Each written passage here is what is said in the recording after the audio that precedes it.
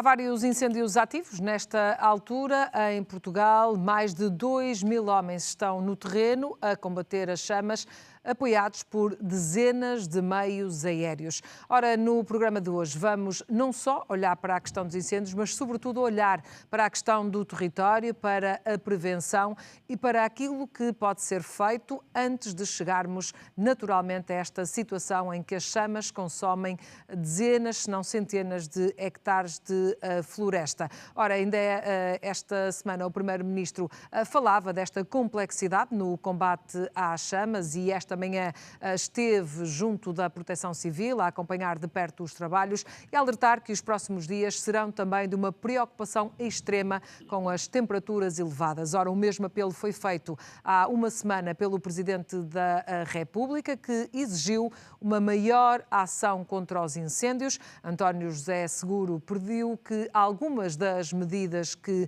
são normalmente anunciadas saiam do papel e sejam feitas e tomadas de forma consistente para evitar o flagelo dos incêndios. Ora, queremos olhar para esse problema, queremos olhar para o território e também para o papel dos agricultores nesta matéria. Por isso, são nossos convidados esta tarde. Comigo em estúdio, Firmino Cordeiro, Diretor-Geral da Associação de Jovens Agricultores, a quem agradeço a disponibilidade para estar connosco. Obrigado. E à distância está Miguel Ribeiro, da Gestão Florestal e Restauro do Ecossistema da Quercus, a quem agradeço também a disponibilidade para estar connosco. E começo aqui em estúdio com o Firmino Cordeiro, porque muitas vezes falamos do papel dos agricultores e daquilo que acabam por ter impacto no ecossistema e nos terrenos, e muito desse trabalho, Firmino Cordeiro, serve também para evitar algumas situações do que estamos a assistir agora. A prática da agricultura e o cultivo de muitos terrenos evita esta aproximação das chamas. Boa tarde. Sim, talvez sejam os melhores bombeiros, os bombeiros da prevenção, porque à medida que vamos ocupando o território com atividade agrícola, pecuária e também uma floresta organizada dos próprios agricultores, porque uma boa parte dos agricultores também são produtores florestais, ou seja, estas duas atividades, as três se quiserem, com a pecuária estão muito interligadas. E deve-se promover para que estejam ainda mais interligadas, mas a diminuição do número significativo de agricultores em Portugal, quase ano após ano, tem conduzido ao abandono. Aliás, as explorações que mais têm perdido ao longo dos últimos anos são as de pequena e média dimensão e estão situadas precisamente nestas zonas de algumas manchas florestais, mais trabalhadas, menos trabalhadas, com muitos incultos também.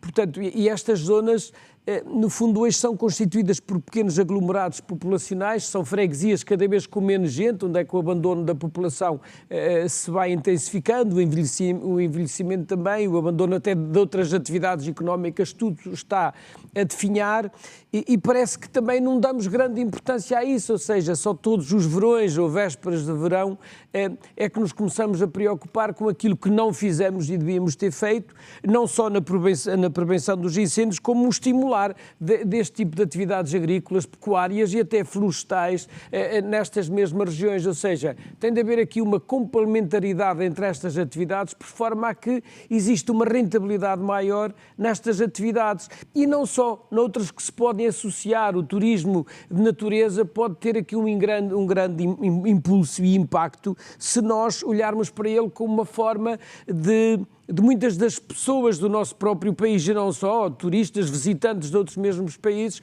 olharem para o nosso território com olhos de ver, mas quando olham para os últimos anos e olham para os números dos incêndios, olham para as áreas ardidas, dizem, mas que diabo, e permita-me a expressão, o que é que nós vamos fazer? Podemos estar expostos a estas situações e ninguém quer, obviamente, isso. Ou seja, que nós estamos a esquecer-nos da maior parte do nosso território em detrimento de apostarmos as fichas todas nas zonas mais urbanas, nada contra, mas também os nossos urbanos, os nossos cidadãos urbanos gostavam muito que o resto do seu território, a maior mancha do país, tivesse outro ordenamento, outros cuidados, e que fosse mais rentável até para as pessoas que lá residem, até porque elas também podiam querer investir mais, sei lá, a segunda casa de muitas famílias podia ser nestes territórios do interior, por uma razão muito simples, na zona costeira, nas zonas de praia, elas são cada vez mais caras, e nós sabemos bem desta especulação. E começa a existir essa vontade.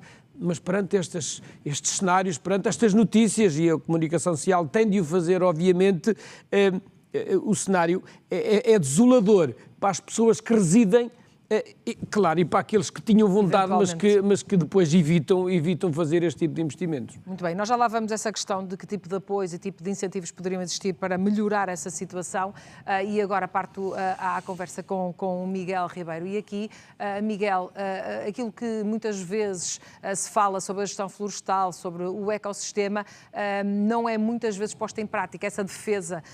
O que lhe pergunto é se, na vossa opinião, falta aqui uma verdadeira política de prevenção. Olá, muito boa tarde. Obrigado pelo convite. Conseguem ouvir-me? Conseguimos, sim, perfeitamente. Sim, no fundo, concordo com aquilo que foi dito e, portanto, tenho que responder que sim, falta transformarmos as conclusões que têm sido geradas desde os incêndios de 2017, passando pelos grandes incêndios da Serra da Estrela em 2022 e pelo relatório da Comissão Técnica Independente sobre os incêndios de 2025. Nós temos estado nos últimos anos a investir muito no combate, num tipo de prevenção que, na verdade, não é a mais adequada, tendo em conta a escala dos incêndios que podem chegar. Portugal melhorou muito a capacidade de apagar incêndios, não estamos aqui para contrariar isso, a capacidade de resposta operacional melhorou bastante.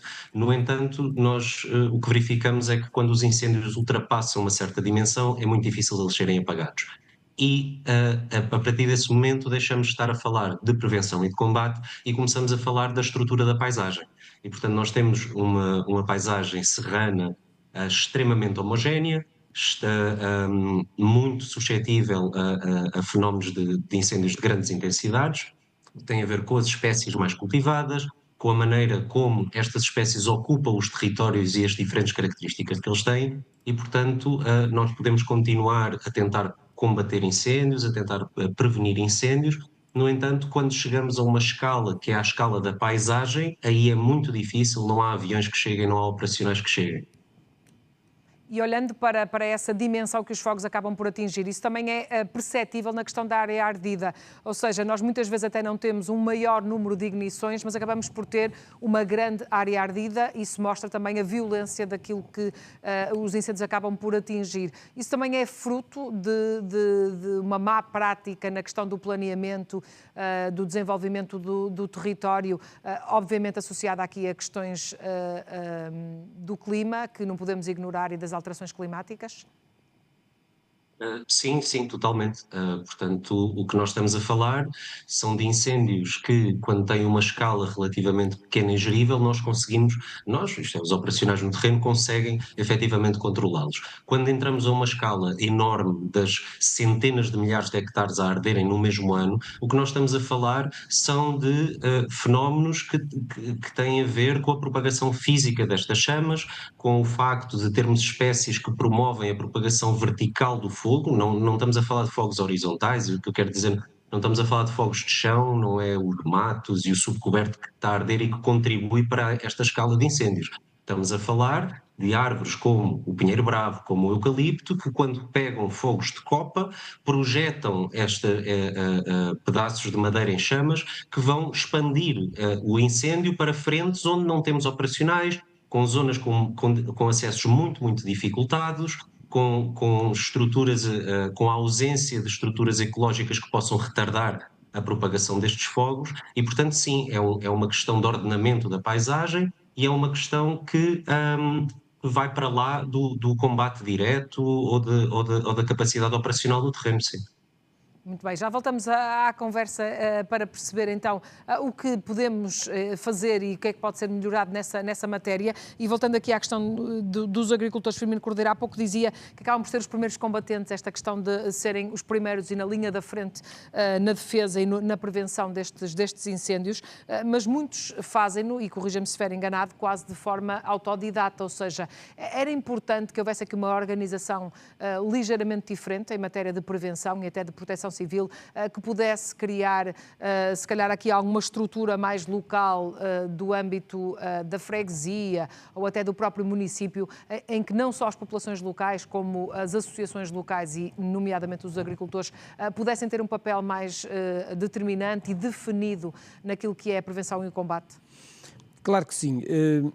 Vamos ver, até os residentes das freguesias, que é o último aglomerado populacional onde é que estão pessoas, a não ser casas isoladas, e aí tem outro índice de gravidade, mas a nível de freguesia, sei lá, mesmo as corporações de bombeiros mais próximas deviam fazer ao longo do ano, portanto, nesses momentos de prevenção, ações de formação, quer aos residentes não agricultores, mas também aos residentes agricultores, final de tarde ou fim de semana, quando conseguissem, interligados com os municípios, juntas de freguesia e também a própria variação, portanto, o executivo dos municípios, por forma a que essas ações os preparassem melhor como fazer, porque hoje os nossos agricultores também estão cada vez mais envelhecidos. A idade média dos agricultores em Portugal é de 64 anos. Portanto, estes senhores, embora tenham máquinas, tenham equipamentos, têm cisternas, têm pulverizadores, têm os tratores com carregadores frontais, têm todos esse equipamento, mas têm de ter aqui mais algum conhecimento de algumas estratégias de como fazer, porque vezes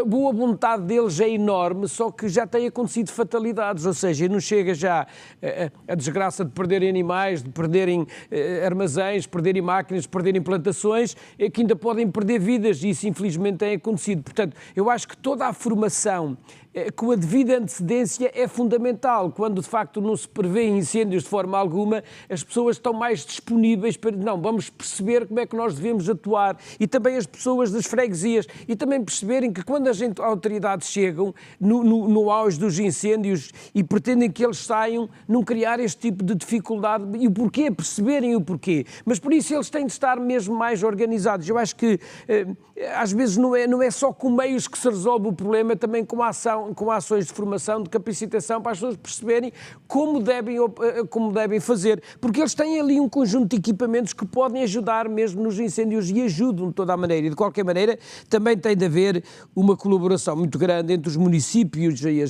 as freguesias, e interligado com os bombeiros. No fundo é esta a última escala, digamos assim, de toda uma máquina que vem desde a administração interna, desde o ministro até chegar ao próprio, sei lá, desgraçado que tem que ver a sua exploração a arder. Portanto, há todo aqui um conjunto de operacionais, digamos assim, mas a base tem de ser mais preparada, e eu acho que esta base não é preparada. Às vezes até se podem gerar conflitos, porque dizem, não, eles vêm bombeiros não sei de onde e não percebem nada, não conhecem o território, não conhecem. Há todo aqui um conjunto de falhas que podem ser dissimuladas se elas forem trabalhadas com a devida antecedência. Mas olhando para a situação também de quem perde a parte do seu sustento, nós estamos a falar muitas vezes, ou seja, quando falamos de mancha florestal ou de alguém que está mais ligado à civicultura ou essa área, estamos a falar de danos quase irreparáveis ou muito difíceis, porque para voltar a ter o mesmo rendimento, a mesma produção, claro, são muitos anos para voltar a conseguir erguer esse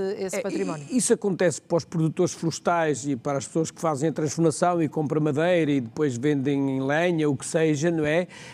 Até aos próprios produtores agrícolas e pecuários. Tudo o que é perdido num incêndio, por mais apoios que depois à posterior se venham a dar, e claro, damos o possível, mas nunca lhe chega às pessoas o necessário e suficiente para terem força anímica para se reerguer. Isto é extremamente complicado. Aparecem os 10 mil euros quando justifica numa fase inicial, e depois a intenção agora é repor o potencial produtivo. Ainda estamos com falhas para colmatar estes prejuízos nos últimos incêndios. Portanto, ou seja, claro, tudo tem de ser inventariado, tem de ser feito, mas coitados daqueles até jovens agricultores recém-instalados, qual é a vontade que eles têm depois de... E pessoas que têm um olival com 10 ou 15 anos em sequeiro, qual é a vontade de plantar de novo, porque só ele paga o valor da planta quando ela é pequenina e ela já teve ali 15 anos à espera para produzir, portanto começa a entrar numa produção simpática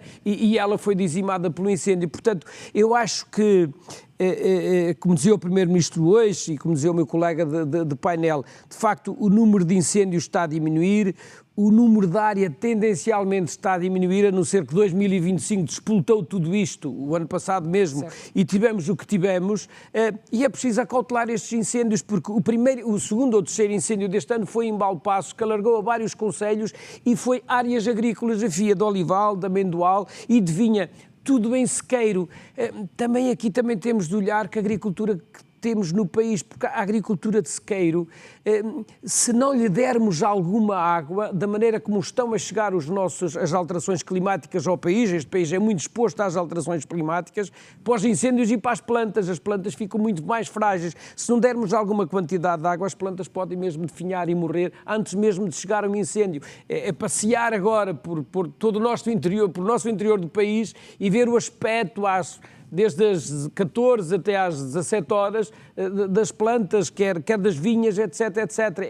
É desolador e depois como é que ainda vamos conseguir colher ali frutos naquelas culturas. Portanto, eu acho que aqui tem de haver uma interação muito grande entre a agricultura, a coesão territorial, a economia, a coesão territorial, o próprio ambiente, porque a agricultura sozinha não combate isto, porque isto é muito mais do que agricultura, é muito mais de pecuária, é muito mais do que floresta. Isto entra por outras áreas adentro e nós queremos uma atividade, uns territórios rurais, nós estamos a falar de 80% do nosso território, onde reside apenas 20% da nossa população. Portanto, veja aqui a contradição e depois o contrário, em 20% do território reside mais de 80% da nossa população. Ou seja, nós estamos a abandonar mais de 2/3 do nosso país. Isto é gritante, como é que um país que não é tão grande quanto isso se dá ao luxo de, só nesta altura do ano, estarmos todos aqui a falar sobre isto e pouco se ter efetuado. E também já chegamos à conclusão, não é por falta até de meios, é por falta de executar os planos de ação que são definidos e que não se conseguem executar. E há já estudos a falar sobre estas matérias. Portanto, eu acho que é preciso pôr mãos à obra e nós temos de olhar para o país no curto prazo, no médio e longo prazo. Estas medidas são do longo prazo, mas quanto mais tarde começarmos a executá-las, nesta prevenção, mais tarde atacamos o problema. E pior, mais envelhecimento, menos população existe nestes mesmos territórios. Um dia podemos ter dinheiro e não temos pessoas para fazer rigorosamente nada. Muito bem. Miguel Ribeiro, há pouco falava aí na questão das espécies e de algumas espécies que podem aqui complicar esta gestão florestal, mas aquilo que lhe pergunto é, há formas, e se calhar formas mais corretas nesta altura, de fazer uma gestão mais ativa da paisagem e da mancha florestal que existe no nosso país? Sim, haverá maneiras, como o Firmino já referiu várias vezes. Não, este é um problema muito complexo e a questão da desertificação humana do interior é uma chave para a resolução deste problema. Nós temos territórios de serra, territórios de montanha, maioritariamente dominados por explorações florestais. No entanto, ao mesmo tempo, temos um regime fundiário completamente desorganizado, com parcelas muito pequenas, com uma série de proprietários que estão ausentes do território, que muitas vezes não sabem sequer que são donos de parcelas florestais. Temos um país repleto de, por exemplo, eucaliptais que foram plantados há uns anos atrás e que simplesmente foram abandonados por algum motivo, não é? Foram feitos primeiros cortes, segundos cortes, houve ali um determinado momento em que deixou de haver gestão. Também temos que reconhecer que a capacidade das autoridades locais, dos municípios, de conseguirem operacionalizar estas operações de manutenção não é aquela que deveria ser. Portanto, temos poucos operacionais no terreno, temos uma capacidade de intervenção e de penetração nestas dinâmicas do setor privado que fica muito aquém das necessidades que temos para o território. O tipo de abordagem a nível técnico, quer dizer, se formos olhar para a documentação e para todas as recomendações, está tudo certo. Os terrenos devem ser limpos, deve-se gerir o combustível que está no solo, devem-se fazer instalações com espaçamentos adequados, por aí fora. Agora, quando passeamos por este território com olhos de ver, ficamos a pensar onde é que está realmente o reflexo destas normativas. Onde é que nós vemos, efetivamente, as instalações florestais bem geridas, as faixas de combate, as faixas de controle de combustível bem colocadas, temos eucaliptos a chegar à berma das estradas, temos eucaliptos plantados junto a linhas de água, temos zonas que foram percorridas por incêndios em anos anteriores, que estão completamente dominadas por espécies invasoras, por acaciais, sem qualquer tipo de gestão, por silvados enormes. Portanto, há aqui um desfazamento muito grande entre aquilo que está escrito e que tem sido escrito em tudo o que é relatórios e comissões de análise, o que seja, e aquilo que efetivamente conseguimos fazer no terreno. Mas o incêndio consome tudo num instante, num momento. Portanto, ou nós conseguimos usar todo o ano que temos e as épocas adequadas para operacionalizar esta gestão, ou então este fenómeno vai se repetir ano após ano. Terrenos que arderam em 2024 arderam este ano, não é? Terrenos que arderam em 2022 arderam em 2025. Porquê? Porque o que vem a seguir a um incêndio, se não for ativamente gerido e aqueles ecossistemas não forem ativamente restaurados, vamos ter um perigo ainda maior em anos sucessivos. Por estas questões todas que eu falei, pela acumulação de biomassa, porque temos invernos chuvosos e temos uma produtividade basal muito grande, por domínio destas espécies invasoras, oportunistas, como lhes queiram chamar, que acabam por ter um terreno completamente aberto e adequado para a germinação das suas sementes, para se tornarem matos muito fechados, de muito difícil penetração, e, portanto, nós temos que ter uma resposta rápida no momento em que o incêndio está a acontecer, mas temos que ter uma resposta rápida no pós-incêndio e uma abordagem de continuidade entre eventos deste tipo. Muito bem.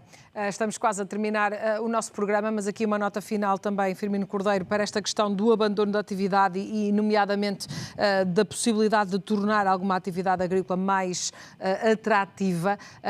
Há esse caminho, ou seja, vocês já apontaram várias pistas ou várias medidas que poderiam ajudar nesse sentido. Não, eu dou-lhe uma muito recente e que a própria AJAP aplaudiu, uma medida que o atual Ministro da Agricultura lançou, que foi o apoio à pecuária extensiva, numa lógica de consumo de combustível na floresta. Repare, tinha tão pouco dinheiro a candidatura à acabamentação que em menos de minutos esgotou a quantidade de candidaturas que entraram. É muito pouco para a vontade que existe no terreno de pequenos produtores, de produtores, em querer fazer o que está ao seu alcance para contribuir, porque com 64 anos não se pode fazer muito, mas existirem alguns incentivos e algumas medidas de apoio, as pessoas se calhar ainda vão ao desafio, ainda vão à vontade de inverter isto. Portanto, eu faço mais uma vez o apelo que estes fundos não podem ser apenas e só da floresta e da agricultura e da pecuária, portanto, deste Ministério tem de haver uma complementaridade muito maior. Eu sei que este de que estou a falar até foi apoiado pelo Fundo Ambiental, mas acho que é preciso fazer muito mais, porque tudo o que pudermos investir nestes territórios tem repercussões mais à frente. Mas se não investirmos nada, é como dizia o Miguel e muito bem, a cada ano que passa, cada vez os incêndios, portanto, ardeu este ano, daqui a 2 anos vai arder esse mesmo espaço, não se fizer nada. Em situações normais, esse nunca arderia, porque estamos a falar de mato que, se tivesse sido tratado, lavrado, pastoreado, etc., ele não existia. Portanto, é preocupante este abandono e eu acho que isso deve ser uma grande preocupação para os políticos, porque nós estamos mais do que alertados sobre o tema e falamos muito sobre estes assuntos e eles, no fundo, são empurrados com a barriga, permita-me a expressão, é daquelas medidas políticas que, calhar, não dão muitos votos, mas eu acho que dava muito interesse ao país e nós também temos de olhar não só para o dia-a-dia, mas também no curto e médio prazo, no médio prazo e no longo prazo, se quisermos ter um Portugal ainda minimamente agradável para os nossos filhos, netos e aqueles que vierem a seguir. Muito bem. Firmino Cordeiro, agradeço-lhe por ter estado connosco esta tarde no Porto Canal. Muito obrigado também ao Miguel Ribeiro, a ajuda que nos deu a perceber, em nome da Quercus, como está também a gestão florestal no nosso país, tema que levamos até si. Regressamos amanhã com um novo tema. Fique desse lado e continue na companhia do Porto Canal.